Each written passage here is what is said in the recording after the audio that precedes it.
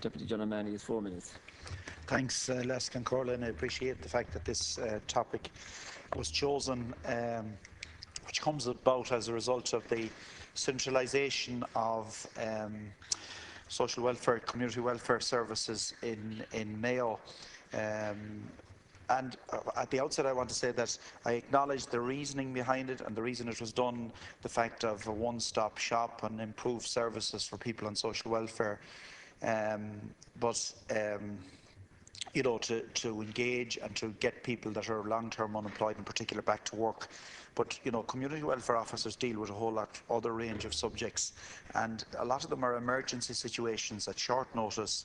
And what we have here is a huge wipe of area where there isn't any public transport. A lot of the people that would be calling to the office or to the clinic wouldn't have their own transport, and they need to talk to someone on a one-to-one and face-to-face contact.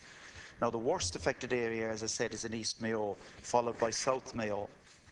You know, there's clinics closed in Kilmavee, Kilkelly, Charlestown, Kilchamaugh, Swinford, Ballyhonus and Foxford. Means that the entire East Mayo area is left without community welfare service on the ground.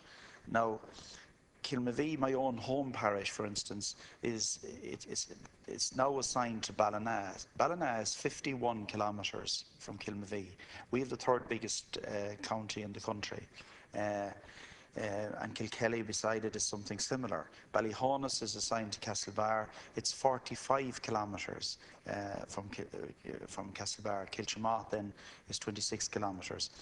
Now, I don't know, you know, the drawing up of this, I know, for instance, that Westport, and I have no problem with this, but it's 11 kilometres from Castlebar and it has been retained.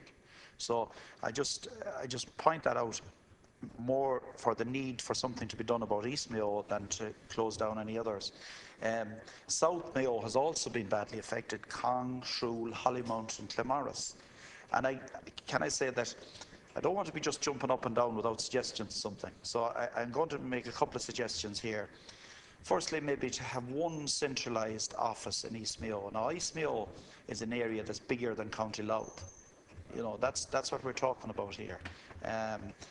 And if we had some centralised point that would be a point of contact within a reasonable distance, then that would be one help or some type of solution.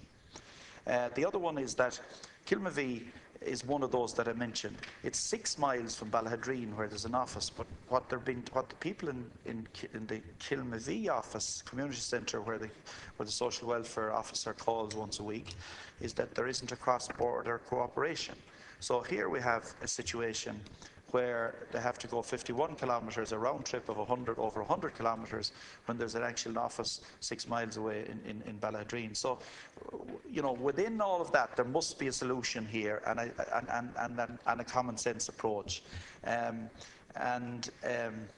So I leave the introduction of that. I look forward to the answer, and there's a couple of other questions that I'll Can I apologise to the Deputy that unfortunately Minister Burton can't be here this evening. She's asked me to take this topical issue. A key objective of the transfer of the Community Welfare Service from the HSE to the Department of Social Protection on the 1st of October 2011 was to provide a streamlined and consistent service to all our customers. As part of this process and to support the Department's activation commitments under the Pathways to Work programme and the development of NGO services nationally, it's been necessary to review the administration of all its services, including the Community Welfare Service. The Pathways to Work programme includes the provision of opportunities, support and assistance to unemployed people by intensifying the Department's level of engagement with them, in particular those who are become long-term unemployed. The NGO service delivery model offers practical, tailored employment services and supports for job seekers. And this new service model, which is more efficient in its delivery, is currently being rolled out across the country, with rollouts due to be completed by the end of this year. I think we were up to 44. I know about this in the OPW because we've done them with the department. I think we'll be up to 62 by the end of the year, Deputy, and the most recent one, of course, was in Castlebar. To maximise the effectiveness and the efficiency of their operation and to ensure continuity of service in the light of reduced resources in County Mayo, a decision was made to relocate the Community Welfare Service to 5 dedicated locations where Intro offices will operate. That's namely in Achill, Ballina, Belmullet, Castlebar and Westport, where a full range of services will be available in the one location. In the coming weeks, up to 8 staff drawn primarily from community welfare services will take up new roles as activation case officers supporting those who are unemployed across County Mayo. Where the community welfare service is being restructured, alternative arrangements are being put in place to ensure that customers are provided with ongoing support provided by the service. In general, this means that the frequency of available public clinics has increased and improved, and enhanced phone services available, and alternative arrangements are in place for those who cannot travel, for example, due to illness, including arrangements arranging a visit to a client's home if necessary. My understanding is, Deputy, that if a client cannot come to the clinic, they can ring the service and arrange for one of the officers to come to visit them themselves, if that is convenient, in a convenient way to the client. Customers who live closer to clinics in other counties can also be accommodated by visiting those clinics instead, and practical local arrangements can be made in this regard. So I hope the issue that you refer to can be resolved, in terms of the County Roscommon and County Mayo issues across the border, as it were. It's also important to note that people claiming supports under the Supplementary Welfare Allowance Scheme generally only interact with the department on an occasional basis, for example, when seeking an exceptional needs payment or in claiming additional support such as rent or mortgage interest supplement, which are usually reviewed once or twice yearly. The staffing needs for all the areas within the department are continuously reviewed to ensure that the best use is made of all available resources, with the view to providing an efficient service to those who rely on the schemes operated by the department, and that the services provided are reconstituted where necessary to meet the changing needs of our society. Deputy O'Mahony, 2 further minutes.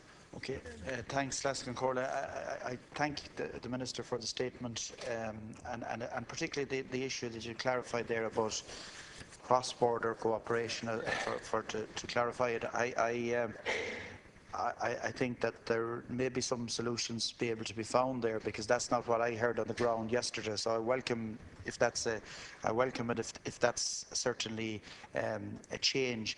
Also, if I could clarify the statement, or if I could maybe that you might ask the Minister to clarify the statement of this thing of, visiting people in their own homes, and is that in exceptional circumstances, or is there, because I mean the transport issue, that would be a solution in certain cases anyway, if it were possible, or is it very much the exception, or is it a real option?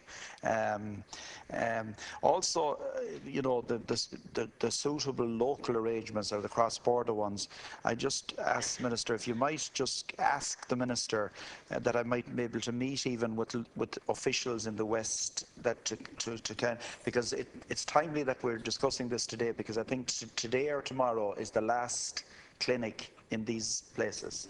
I think it's 13th of March, if I haven't lost time of the date. So, in other words, what I'm anxious that a solution be put in as quickly as possible to overcome the problems that I've talked about.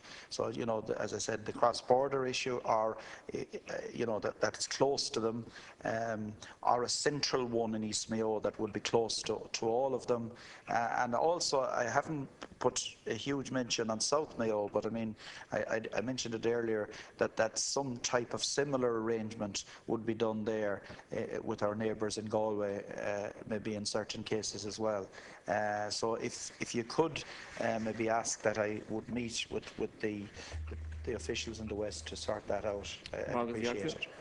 Minister State. Very practical suggestion by the Deputy that I think absolutely the manager of the local service should meet you to iron out some of these issues. We have 5 offices, I understand, in County Mayo, Intrio offices, and the spread, it's more north and west than south. Yeah, no, I accept that. And they're fine offices, because I was recently in Castlebar for the opening of the Intrio office, and I passed by the Achill Intrio office on my way out to look at the flooding problems there. They're fine offices, and they're a much better way to transact business. But so people can use those 5 offices. My understanding is in Castlebar and Ballina, they're open 5 days a week, and it's 3 days a week in the case of Westport and 2 days per week in the case of Belmullet. My understanding from the notes I've been given is that intra-county clients can, where practical, be accommodated in the other county. So that needs to be teased out.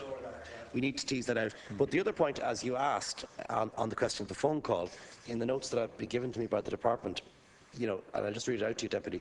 If a face-to-face meeting is still necessary and the customer is unable to travel to the public clinic, arrangements can be made for an officer to visit the customer's home.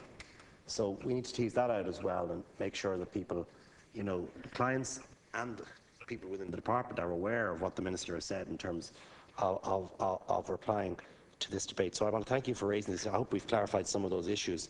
And if a further meeting is required to the Minister or indeed her staff, we can organise that. Pursuant to